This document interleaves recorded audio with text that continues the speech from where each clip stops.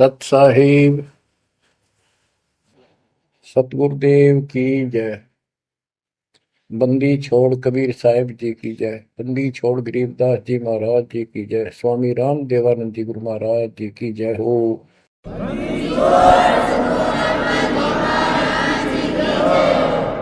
सर्व संतों की जय, सर्व भक्तों की जय, धर्मी पुरुषों की जय।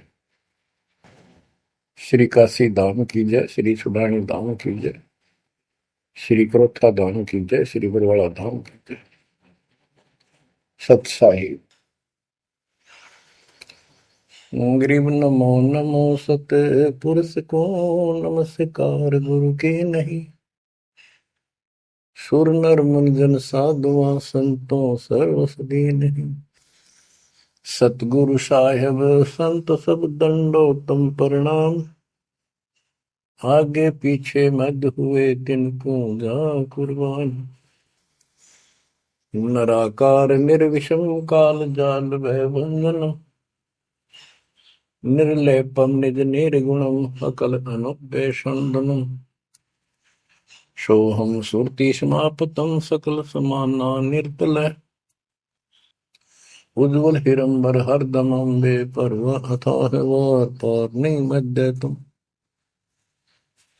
ग्रीव दोष मरत सिद्ध होई गणनायक गलताना। करो अनुग्रह सोई पारस पद परवाना। आदि गणेश मनाओ गणनायक देवन देवा। चरण कमल लाओ आदि अंत करूं सेवा। परम शक्ति संगीत अमृत सिद्धिदाता सोई।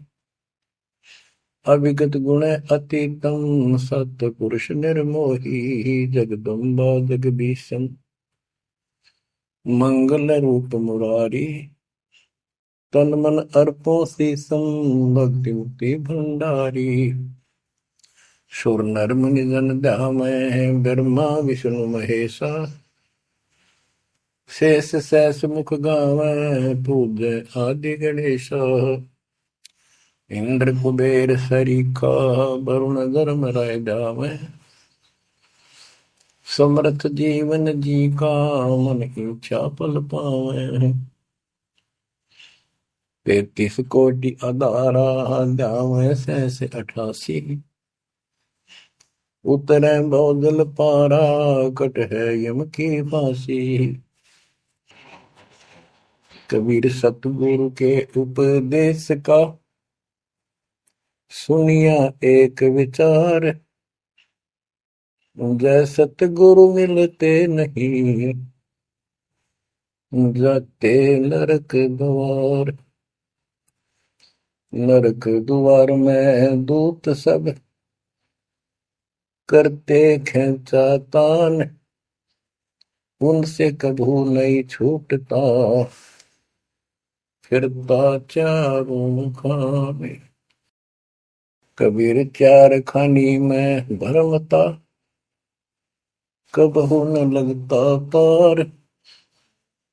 सो फेरा सब मिट गया मेरे सतगुरु के उपकार।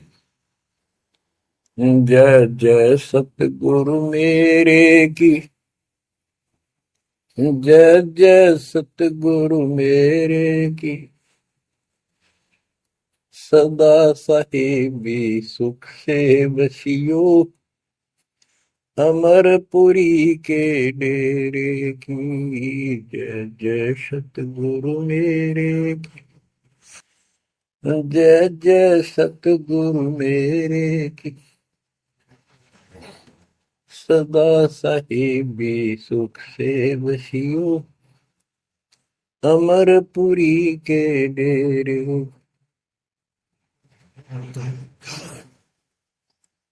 निर्विकार निर्भय तुही। और सकल वैमा यदि साधो और सकल वैमा। सब पर तेरी साहिबी, सब पर तेरी साहिबी, तुझ पर साहिब ना, निर्विकार निर्भय, निर्विकार निर्भय तू ही, पूर सकल बना, हे जी साधु पूर सकल बना, सब पर तेरी साहिब, सब पर तेरी साहिबी, तुझ पर साहिब ना, निर्विकार निर्भय।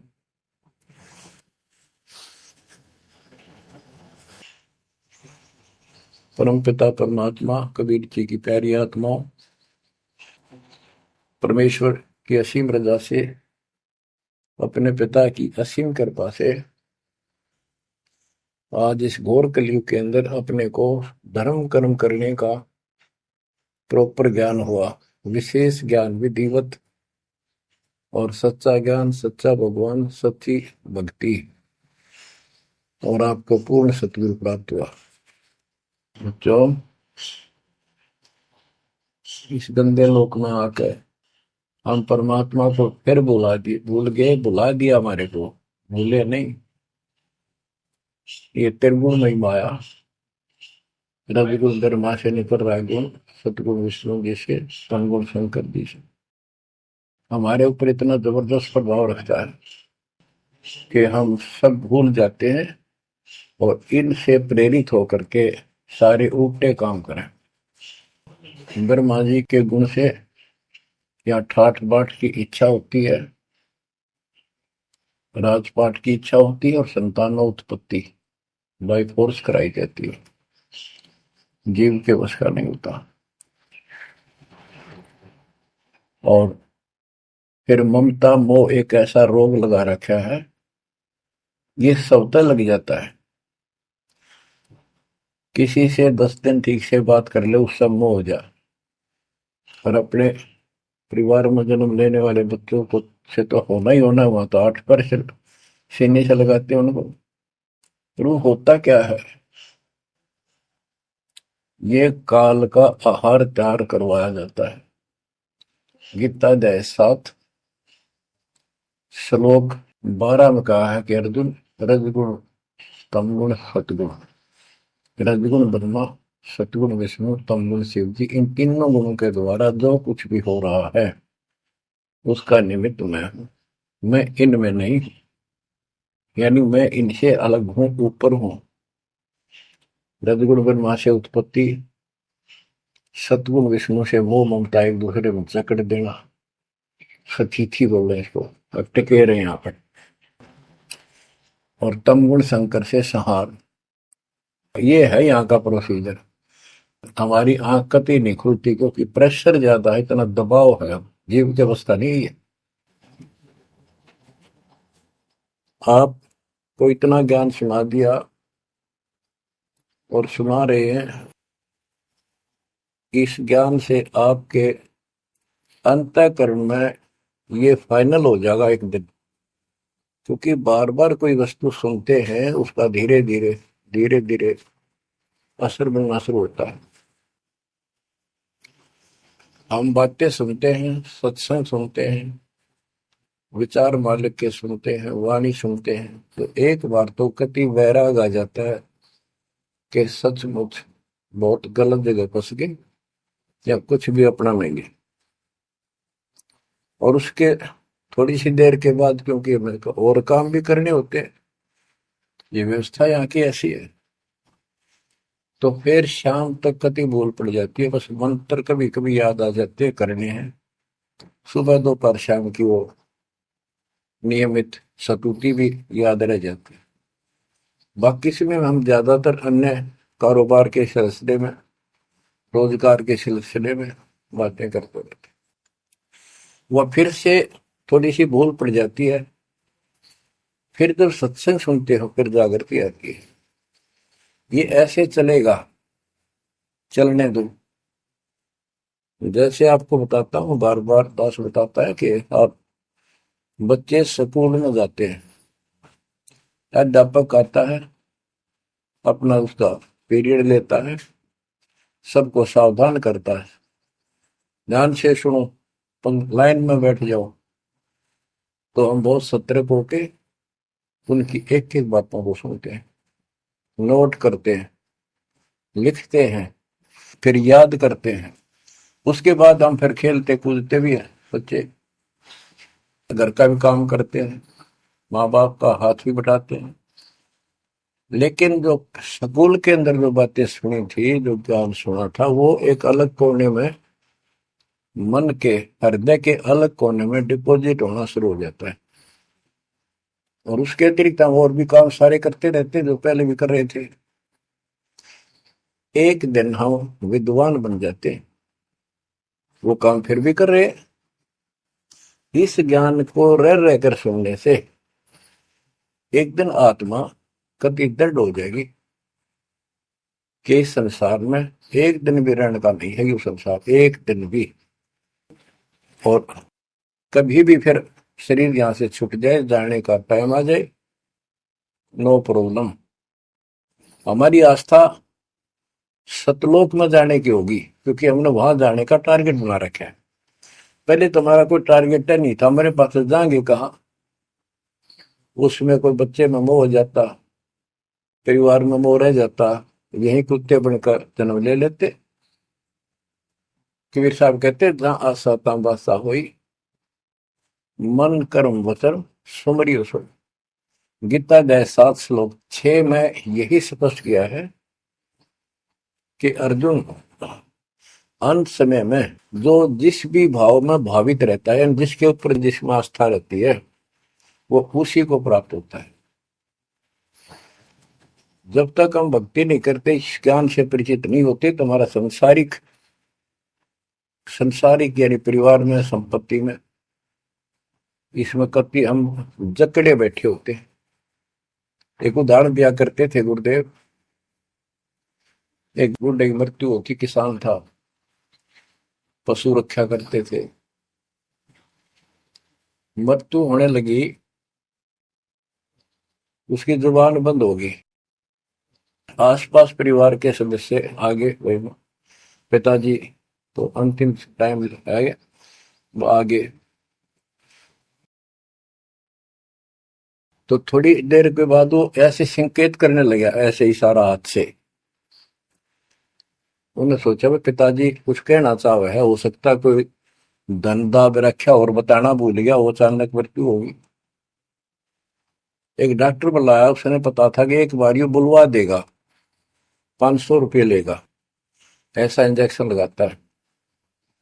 वो बुलाया गया, उसने इंजेक्शन ला दिया। पिताजी बता बता जल्दी क्या कहना चाहो थे। एक गाय का बछड़ा झाड़ू मुंह में दे रहा था, उन्हें खराब कर रहा था। जो बोला, देख यो बछड़ा झाड़ू चाबे, तुम कित मर गए, नाश करोगे मेरे गाय पक्ष है, ये नुकसान कर दिया। 2.5 आने की झाड़ू 500 रुपये पड़ गई हुए। जहां साता बादशाह हुई, वहीं फिर कुत्ता गधा पशु बढ़कर वहीं जन्म लेगा। तो हमारी ये वृत्ति यहाँ से हटेगी इस ज्ञान से। अंतिम समय आप यहाँ कुछ याद नहीं आओगा, इस ज्ञान ने सुनते रहे और भक्ति करते रहे, मर्यादित रहे। ज्ञान के साथ साथ यह भक्ति आपको सहारा देगी अंतिम समय में, मन को उधर धकाने के लिए। वैसे नहीं धकता है, बहुत ताकतवर है, ब्रह्मा विष्णु महेश मन का आधार मान रहे। ये ज्ञान और इस भक्ति की शक्ति इस आत्मा को न धका देगी ऊपर। अंत समय में सेकंडों के अंदर सतलोक बैठे पाएंगे। इस पर लगे रहना, इस मार्ग से जैसे दास आपको बताता जाएगा। अमर करूं सतलोक पठाऊं, ताक बंदी छोड़ करूं। कबीर साहब कहते हैं, मैं अमर करूं सतलोक पठाऊं भेज दूं, इसलिए बंदी छोड़ कर लाता। अब यहाँ ये क्यों हो रहा है, क्या हो रहा है, आपको सब पता है। पहले तो नहीं था, पर अब पता लग गया आपको, बिल्कुल सही पता लग गया। माता पिता के सामने बच्चे एक या दो तुरंत मर जाते हैं, टक्कर मारते रह जाते हैं, हाथ कुछ नहीं आना, और कई महीने वर्षों तक उसकी याद सताती रहती। हम इतने विवश हैं, हम इतने बंद में हैं, हम कुछ नहीं कर सकते, लाचार हैं। एक राष्ट्रपति किसी देश का, या प्रधानमंत्री, या अन्य कोई सक्षम मानता अपने आप को, उसका इकलौता बेटा मर गया, प्रधानमंत्री का, टक्कर मारा वो, टक्कर। और उससे पहले जब आकाश में वो थी उसकी तुती, साथ में आकाश में रहा था, उसका दिमाग धरती पे पटक दिया। एक बताते हैं, महाभारत में प्रकरण आता है, द्रोणाचार्य, ये गुरु था कौरव पांडव का, और शिक्षा दिया करता, मोह मत करो, मोह सबसे बड़ा खतरनाक है। द्रोणाचार्य का जब लड़का अश्वत्थामा मरा, मरा नहीं था उस समय तक, ये कह दिया गया अश्वत्थामा मर गया। वो झूठ बुलवाई गई थी श्री कृष्ण में प्रवेश काल द्वारा, कि एक अश्वत्थामा नाम का हाथी था, उसको मार दिया गया। और युधिष्ठिर का बहुत विश्वास करते थे सब कि ये सत्यवादी है, कभी झूठ नहीं बोलता। तो काल ने यह चाल चाली कि द्रोणाचार्य पांडवों की सेना को मार डालेगा। बहुत जबरदस्त तीरंदाज है, बहुत गजब का शूरवीर निशानेबाज है, इसको कंडम किया जाए। तो उसको कंडम करने का तरीका अपनाया कि इसको एक झूठी खबर फैलाई जाए कि अश्वत्थामा का बेटा मर गया युद्ध में, फिर ये पागल हो जाएगा। ऊपर तक दुनिया गीत गाती है, जब लग गया अपने, जब पता लग गया तो युधिष्ठिर से झूठ बुलवा दिया कि तूने कह दे कि अश्वत्थामा पीते, अश्वत्थामा मर गया, तेरी झूठ भी ना होगी, हाथी मर गया ना, ये हो जाएगा। तो पहले तो युधिष्ठिर माना नहीं, फिर ये कहा कि हाथी मार दिया है, तो झूठ थोड़ी है। झूठ तो थी है, न्यू थोड़ा। पहले हम छोटे से थे तो न्यू कहते, अरे झूठ बोली तो ना पाप लगेगा, बोला ना, उंगली पर उंगली चढ़ा के बोली थी, ये कौन पाप लगे। यानी ये अपने फार्मूले हैं, पाप तो लगेगा। तो सब ने कहा कि आपका बेटा अश्वत्थामा मर गया, द्रोणाचार्य। तो बोला नहीं, मेरा बेटा नहीं मर सकता, नहीं मर सकता, उसको मारने की हिम्मत किसी में नहीं है। कि युधिष्ठिर कह देगा तो मैं मान जाऊंगा।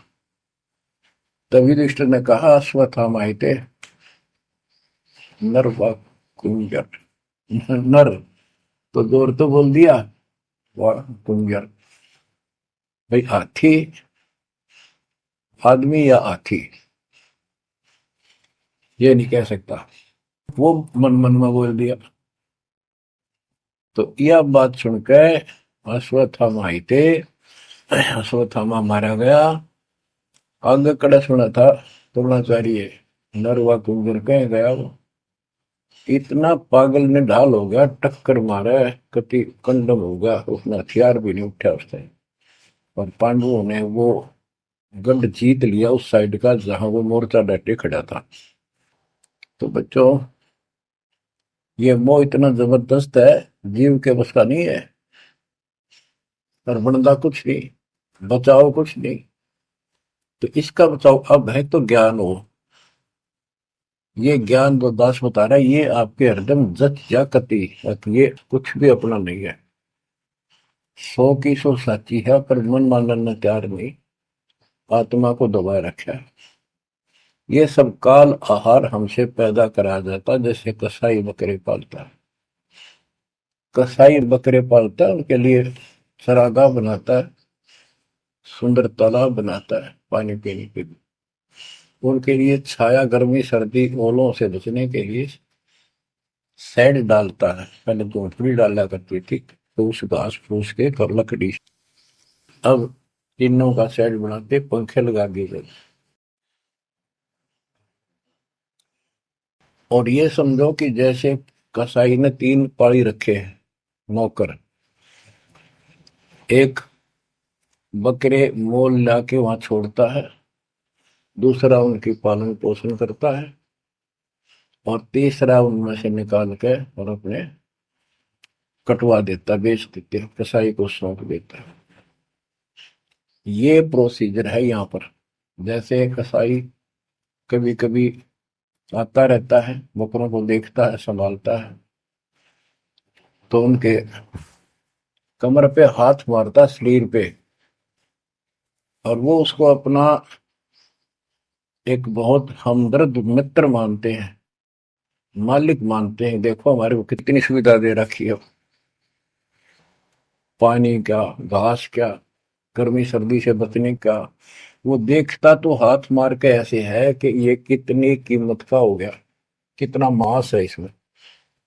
और वो समझते हैं ये प्यार करे हमारे से, कसाई लाड करता है, वो भी उसको प्रतिफल में जीभ से चाटते हैं उसका हाथ, प्यार करते हैं।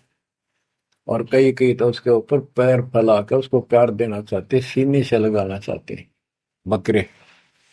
ऐसा पशु भी प्यार देते हैं, उसको अपना मानते हैं। वो देख रहा है इसमें मांस कितना है, और नौकरों को बता देता है इनको निकाल लो। उसका कोई रेम नहीं है, कितना लाड करो, कितने उसके गुण गाओ। उसका उद्देश्य यही है, उसका मतलब यही था, उनको पालने का। कबीर साहब कहते खाई खुराक का पैन पोशाक का यम का बकरा पलता है। या बढ़िया बढ़िया माल खा के और सुंदर सुंदर कपड़े, ड्रेस, अटपट फैंसी के कपड़े, ये पहनेंगे वो पहनेंगे। कहते खाई खुराक का पैन पोशाक का यम का बकरा पड़ता है। काल के बकरे पड़न लग रहे हो तुम।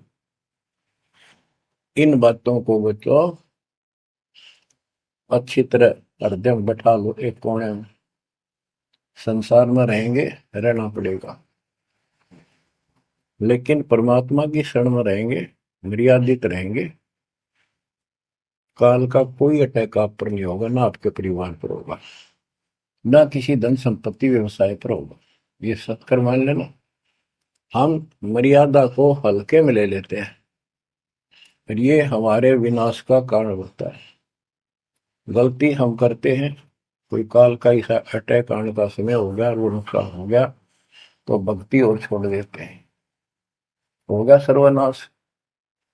भक्ति छोड़ दी, भगवान की शरण छोड़ दी, फिर और कहाँ ठिकाना रह गया।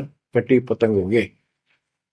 कटी पतंग का कोई अस्तित्व नहीं रहता, कुछ देर उड़ जरूर सकती है, अंत में पता नहीं कि करके पेड़, बबूल के पेड़ में उड़ के फड़फड़ कर कपाटती है।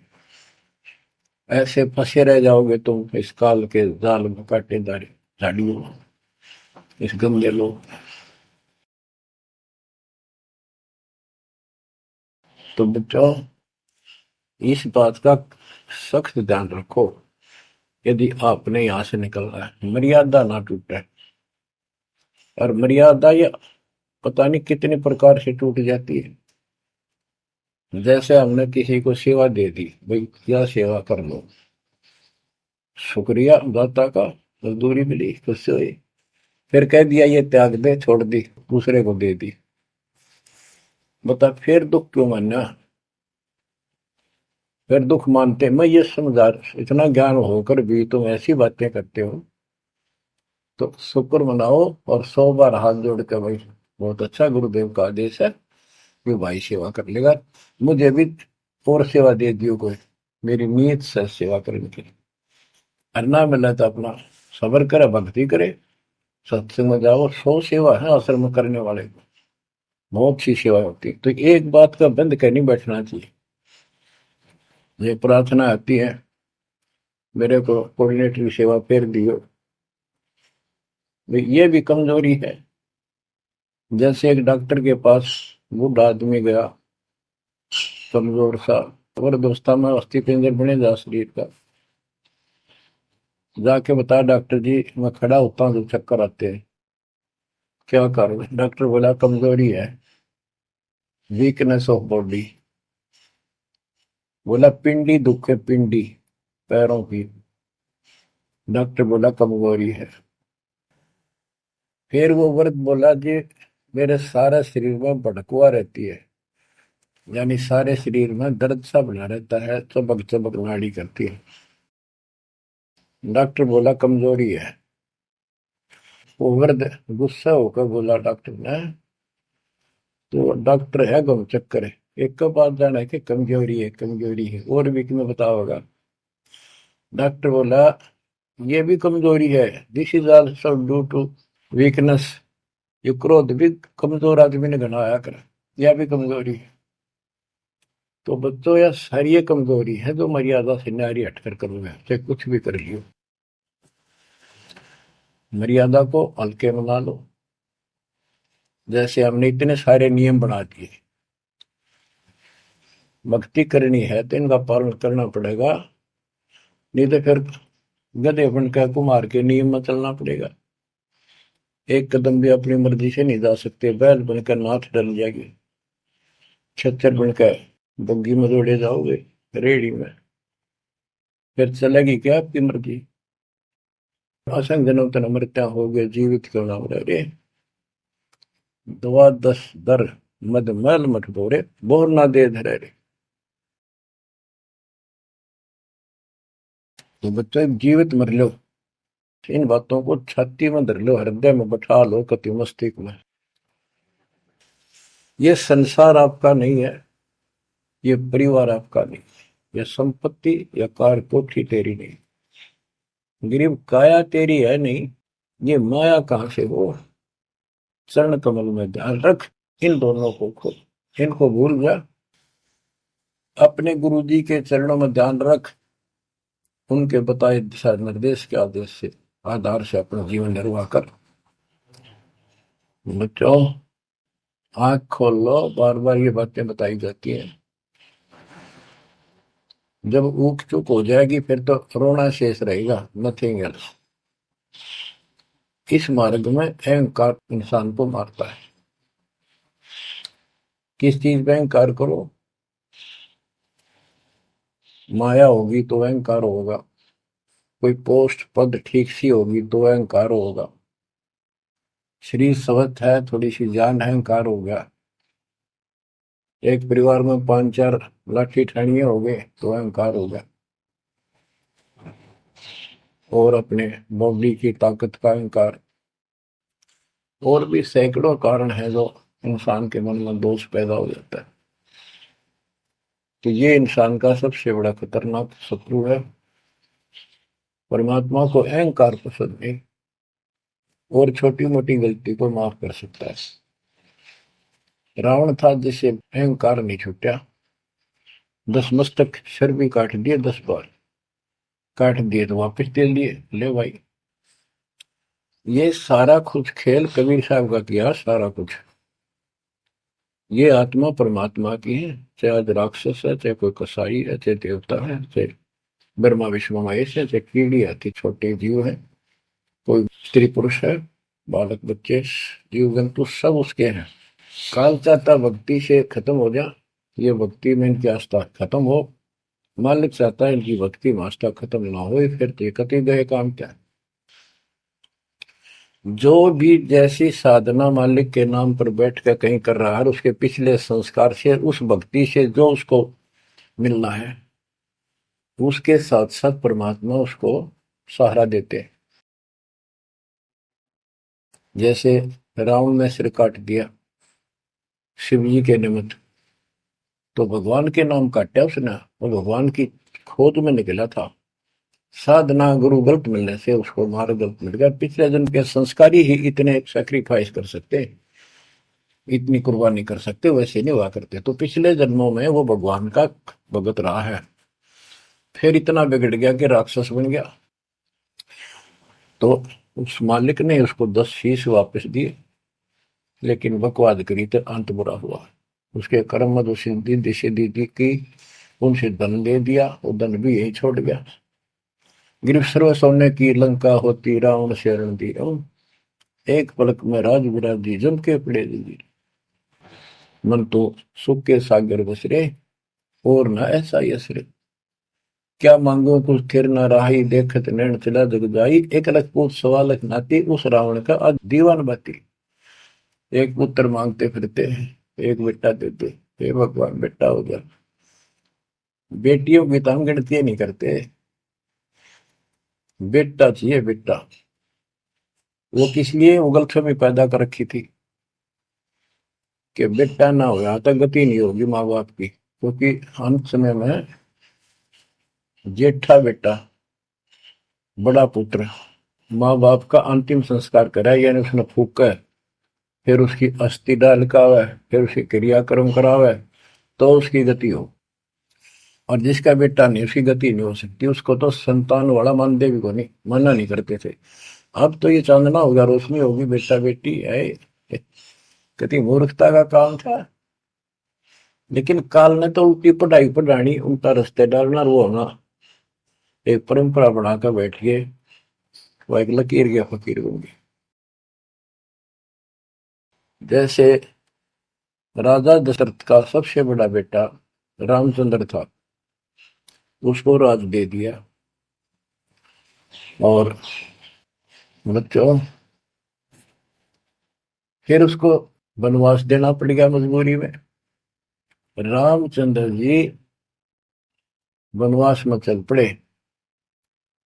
राजा दशरथ का इतना मोह था अपने बच्चों में, रामचंद्र में विशेष, और जो बिछुड़ा उसमें ज्यादा होया करे। तो नो चल पड़ा, महल के ऊपर चढ़ के देखा, दिखता रहा, फिर नहीं दिखा तो चौबारे की अटारी पर चढ़ गया। चौबारे पर चढ़ कर जहां तक उससे दिखा, फिर मुंडेर पर चढ़ गया, एडी ठाई गिर गया, वहां से जमीन पर गिर गया, गिरते मर गया। अब रामचंद्र वापस नहीं आया। उसका अंतिम संस्कार किसने करा? वो पूछने वाला वे मंदबुद्धियों ने जो दुनिया को भ्रमित क्या करते थे, किसी की अकल वहां नहीं गई वहां तक। जेठा बेटा था ही नहीं, फिर उसके अंतिम संस्कार किसने करे? दूसरा न करे होंगे। तो ये बात कहने की है, तो इसका मतलब उसकी गति हुई नहीं। बेटा होते हुए भी अंतिम संस्कार नहीं कर सका। तो इन बातों ने छोड़कर सतगुरु कबीर साहब द्वारा जो ज्ञान दिया है, इस पे दृढ़ हो जाओ। देखो, हमारी सारी बात उल्टी है। भक्ति मार्ग में बेटा है, बेटी है, अच्छी बात है। परमात्मा के चरणों में लग गए दोनों, तो हम तो बरी से हो गए, क्यों? भगवान आप पर खड़ा हो गया। और बेटा भक्ति नहीं करता, बेटी करती है, तो एक कोडी का नहीं हो बेटा किसी काम का। कबीर साहब कहते हैं, राम रटत कन्या बलि, साकर फलाना पूत, छेरी के गलगल थना। छेरी के गलगल थना, जिसमें दूध न बूत। बकरी के गल में एक खालडा लटका रहा थन के साथ, व्रत की खाल। कहते वो बेटा था गल का ऐसे वजन है सिर पर, बेमतलब का व्रत का दिखावा है। और वह बेटी अच्छी, राम रटत कन्या बली, सकट बुलाना पूत। तो बच्चों, ये दातम मार्ग है। इसमें सारी बातें पहले से विपरीत हैं। देखो, बेटा ना होगा, बेटी बेटी होगी, तो यहाँ सृष्टि नहीं चलेगी। और बेटी बेटी होगी, बेटा नहीं हुआ, तो भी दिक्कत संसार की सृष्टि में आ सकती है। बाकी भगत का कोई फर्क नहीं पड़ेगा। इन बातों को जो दास कहता है, इनको एक सामान्य बातें ना समझना, निष्कर्ष है इस जीवन का। जिसके बेटी नहीं है, उसको ये तड़प रह जाती है बेटा होता, या भूल के भी ना करना। इन बेटे वाले ने देख लो कितने सुखी, टाइम पर रोटी नहीं, चाह ने भी तरसे बैठे बैठे। वो सोचे बड़ा दे देगा, छोटा सोचे बड़ा आप दे देगा, बड़ा सोचे छोटा कह देगा। बड़े बेटे आंखें में आंसू बूढ़ा में। और बेटी आखिरी सांस तक प्यार देती है अपने माँ बाप को। एक आदि ने कमी का कह नहीं सकते, वो किस्से के बिना होती हो तो आत्माएं नष्ट होती है। आखिरी सांस तक यहाँ भी हमने देखा, जैसे लड़की रोटी खा रही है और लड़का वैसे बैठा था। माँ ने कहा बेटा वो सामान ला उठा कर, रोटी तैयार बनाऊं भोजन। बैठा बेटा ना लाऊं, यूं कौन खोए अलावे। बेटी तो कहा भी कोई ना, रोटी खाती खाती छोड़ के आण की थी, एक 10 साल का की होगी, लड़का 12-13 साल का। उठ कर रोटी छोड़ के हाथ धोकर और सामान लाकर माँ को दे दिया। लेकिन फिर भी बेटे में मोह ज्यादा और बेटी में नहीं। इसका कारण यह था कि हमने बेटी को बाहर बना लिया इस गलत रीति रिवाज से।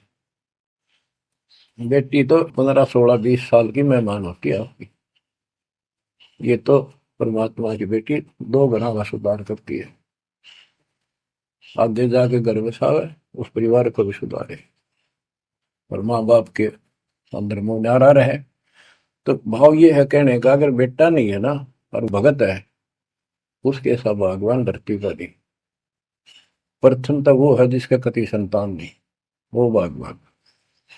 दूसरा वो है जिसका बेटा ना हो, बेटियां की करके शादी वृद्धावस्था में अपना लेकर मारा जाता है। और बेटी वहां बैठी भी माँ बाप की चिंता करेंगी और कोई न कोई सुविधा उनको देती रहेगी। और बेटा छाती पर रह के भी खून फूके जाएंगे, कति साफ दिखाई दे है, इसमें कोई मानो तो ना मान। लेकिन बेटे भी हैं, ठीक है, और उनमें वो भी भक्ति करो, आप भी करो, कुछ दिन में उनको समझ आ जाएगी। पुत्र वधु भी भगवान से डरने वाली हो जाएंगी, माँ बाप का ध्यान रखें। वैसे कोई विकल्प नहीं इसका। लेकिन इस दुख को हम अच्छा मानते हैं पुत्र ना होने से। हम तो काल ने गधे बना रखे हैं।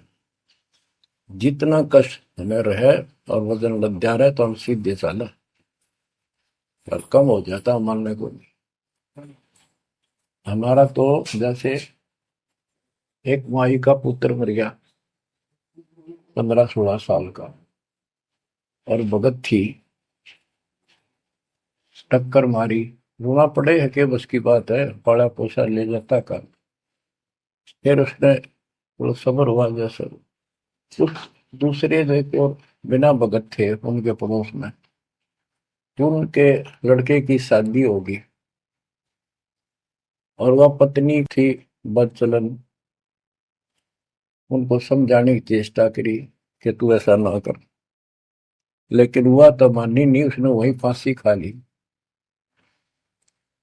अब वह भी मर गई और वो बेटा भी जेल में, और वो सारे जेल में। वो दहेज के कारण, एक बेटा था ऐसे ही, उसने बहू को प्रताड़ित किया दहेज लेने के लिए। गरीब घर की लड़की थी, उसने सुसाइड कर लिया। वैसे सुसाइड करना कोई विकल्प नहीं है, इसे गंदे आदमी को छोड़कर कुमारी रह ले, अपने घर पर बैठ गया। तो उस बेटे के कारण माँ बाप ने भी सजा हुई, बहनों तक भी जेल होगी। इसे बेटे ने के फूका, ईसा तो पहले मर जाता था अच्छा था। लेकिन हम इस बात को मानने को तैयार नहीं है, ना मानने में जब क्या कर लोगे, काल तक आ गया मारे दो टक्कर। तो कहने का भाव ये है कि इन विचारों से अपने मन को सेट रखो, परमात्मा जो करता है वो सही करता है।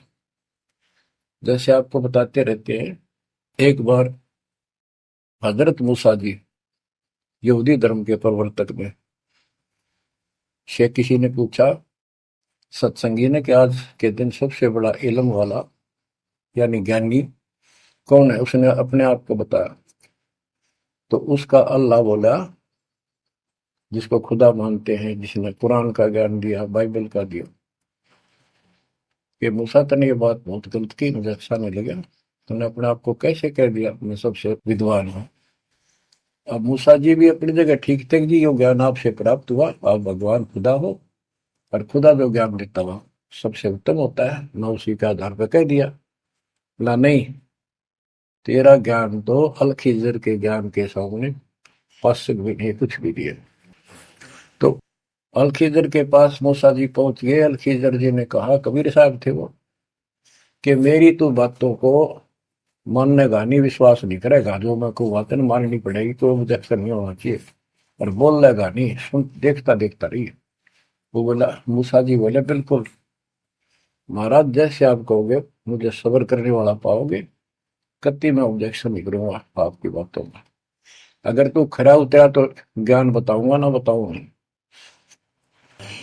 उसने रास्ते में चलते, एक जवान लड़का था, 17-18 साल का, अलखिजर ने पकड़ के और उसकी गर्दन पकड़ के मार दिया। तो मूसा जी बोले, तनिष बेकसूर को मार दिया, तेरा दिमाग खराब है, यूं क्यों मारा तेने, क्या बिगाड़ा तेरा इसको। तो अलखिजर बोला, मैंने कहा था मैं जो करूं तू देखता रहिए, बोलना नहीं है, मेरी क्रिया पे अविश्वास ना करना। मूसा जी ने अपनी गलती मानी, चल पड़ा। ऐसे ऐसे 2-3 और कारण गए, सब में उसने ऐसे ऑब्जेक्शन किया। आखिर में वो बिना हार गया। मूसा कि मैं इस योग्य नहीं, मैं आपकी बातों को अविश्वास करता रहा हूँ। लास्ट बता दिया कि इस क्रिया के बाद तो फिर ऑब्जेक्शन किया तो मैं तेरे से बात नहीं करूंगा, ना पे बताऊंगा। ज्ञान बोला भी ठीक है, उस पर भी हार गया वो। तब अलखिजर बोला, सुन ले, ज्ञान तो तूने बताऊ नहीं, तो वो लड़का क्यों मारा था। वो ऐसा दुष्ट पैदा हो गया था, इसके माँ बाप भगत हैं, और उनको इतना परेशान करता, वह रो रो का टाइम काटते। उसके स्थान पर भगवान ने उनके घर में 50 साल की उम्र में एक बेटी का जन्म दिया। उनका सुखी जीवन रहा। ये प्रमाण है उसके अंदर, बाइबल के अंदर।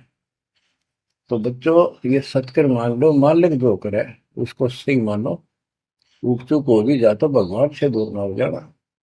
वो जो करेगा भगवान कभी गलत नहीं करेगा, ये तो आपने मानना ही पड़ेगा। गलत तो हम करे बैठे, हाँ यू काल करवाने लगेगा, पर रोज गलत हुआ है, एक दिन भी तो नहीं। तो बच्चों, परमात्मा की प्रत्येक क्रिया पर विश्वास रख कर चलो तुम। हमने चाहे कितना नुकसान होता दिखे, रज करमता राम की रजा दरशीष, दास गरीब दरस परस तिस बैठे जगदीश। हम अपनी विचारधारा को ऊपर रखा है, जो घिसी पट्टी और बिल्कुल बकवादों से भरी होती है। इस कारण से हम भगवान पे विश्वास, गुरु जी पे विश्वास, और सब क्रियाओं पे विश्वास करके अपने कर्म छोड़ के फिर काल के जाल में फंसे रह जाते। और वहां कुछ है ही नहीं वो तो सारे उल्टे कर्म, बेसिक परंपरा बनावटी है। बच्चों, विश्वास करो अपने बंदी छोड़ पे, विश्वास नहीं करोगे तो मार खाओगे। गरीबदास जी कहते हैं, गरीब सर्जन अर्जुन को सतगुरु मिले, मक्के मदीने माही, 64 लाख का मेल था, दो गन सब ही जाही।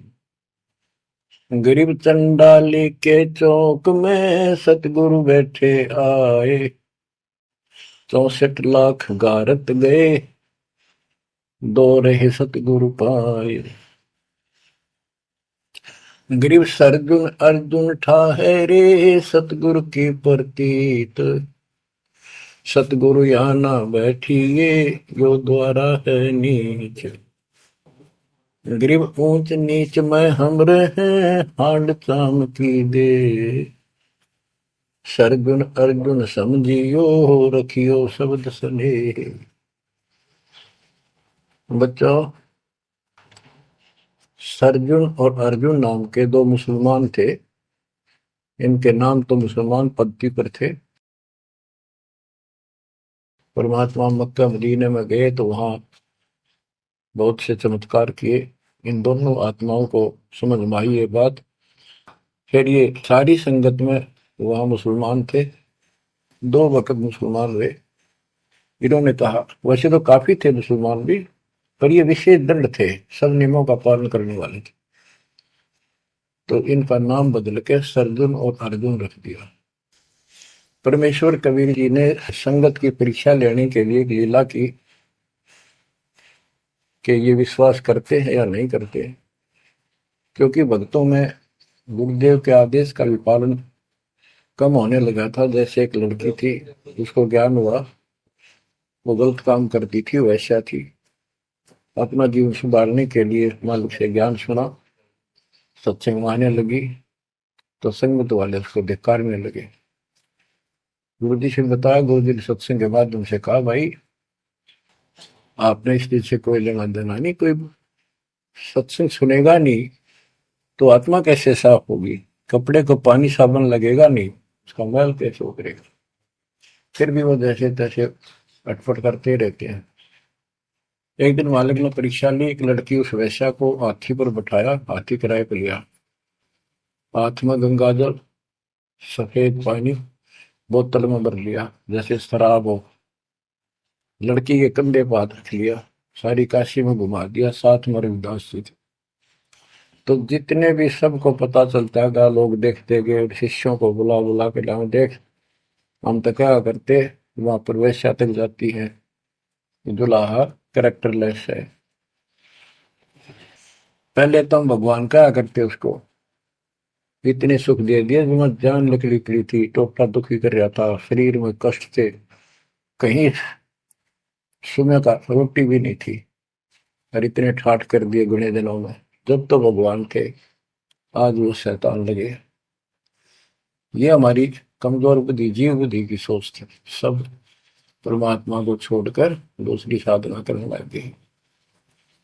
गरीबदास जी कहते, बड़ुआ बड़ुआ सब कहे कोई ना जाने खोज।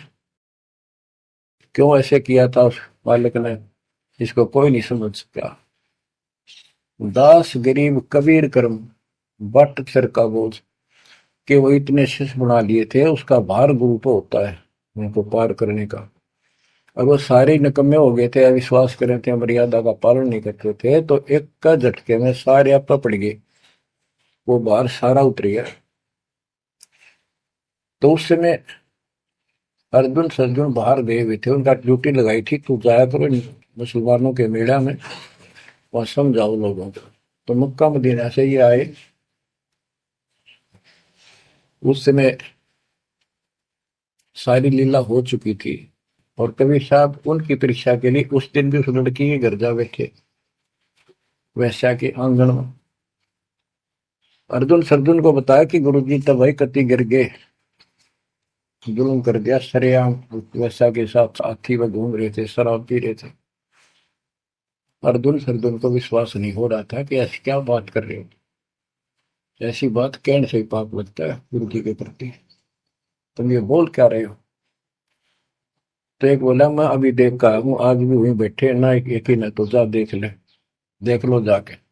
वो दोनों वहां गए, परमात्मा बैठे थे, लड़की पैर दुबारी, गुरु जी बैठे चारपाई पे, बेटी बैठी नीचे। तो गुरु जी को शिक्षा देते हैं, गरीब सर्जुन अर्जुन ठहरे सतगुरु के प्रतीक। यानी उनने कुछ दृढ़ता दिखाई थी, फिर जाके देखा तो वहां सतगुरु से बोले, सतगुरु आना बैठिए, यो द्वारा है नीच। हे सतगुरु, आप यहाँ ना बैठो, ये तो एक नीच औरत का घर है। परमात्मा बोले, गरीब ऊंच नीच में हम रहे, ये हाड चाम की दे, तुम्हारी हाड चाम की दे है, इसकी भी वही। अर्जुन अर्जुन समझियो, रखियो शब्द स्नेह। तुम समझ जाओ, अपनी भक्ति कर लो, जो नाम दिया, इन बातों में कुछ नहीं दे रहा। तुम गुरु को शिक्षा देते हो तो मेरे गुरु हो गए।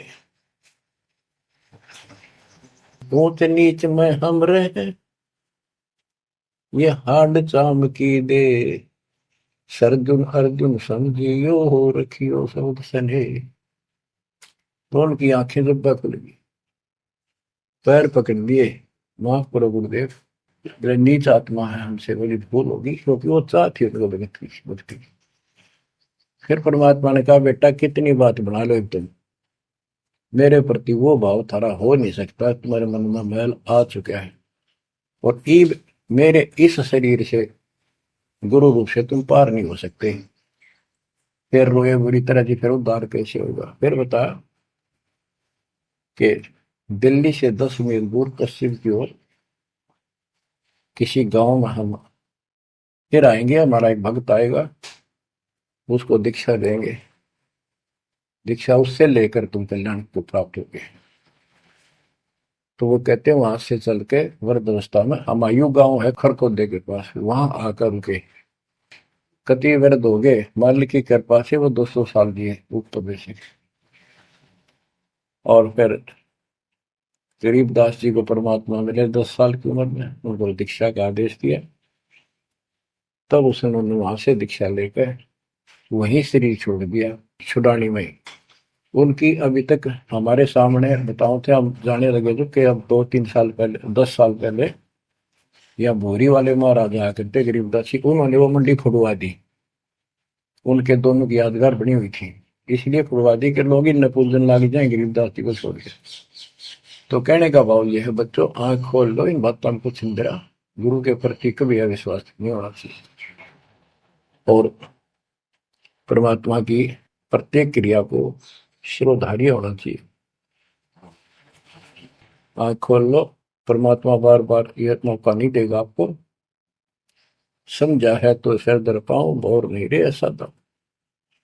ये संसार समझदा नहीं, कहंदा शाम दोपहरे गरीब दास ये वक्त जात है, रोवोगे इस पैरे।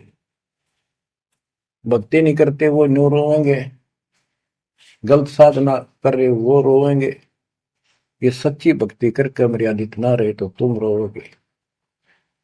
कभी सीधे हो जाओ, समर्पित हो जाओ, मालिक के चरणों में सदा ध्यान रखो, बुराइयों से बचो, सेवा सुमन दान करो, मर्यादा का निर्वाह करो, मालिक आपको मोक्ष दे। सत्साई।